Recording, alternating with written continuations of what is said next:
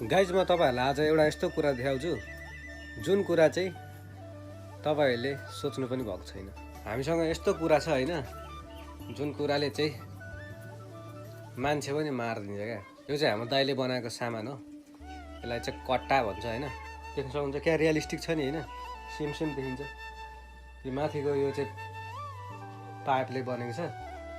यो के अरे बुलेट जाने यो नाला चाहिँ अरु सबै यो काठको हो। एकदम रियलिस्टिक छ नि भन्नु त। आजभन्दा 10 वर्ष अगाडि हाम्रो दाइले बनाएको यो भनेपछि दाइ अहिले 25-26 वर्ष पुग्यो। 15-16 वर्षको उमेर हुँदाखेरि बनाएको बन्दुक हो यो चाहिँ। एकदम रियल छैन त हेर्नु त। जतिबाट हेर्दा पनि यसमा अलिकति कमजोरी भनेको चाहिँ यहाँ अलिकति यो छ नि यो अँठ्याउने भएन क्या। अलिक लामो हुन्छ। यो पनि हल्का लामो हुनुपर्ने हो। यो गोली हाल्ने ठाउँ यो चाहिँ गोली हाल्ने ठाउँमा अलिकति सानो भयो यो। एकदम रियलिस्टिक छ हेर नि। पड्काइदिउँ कि क्या हो। ड्याम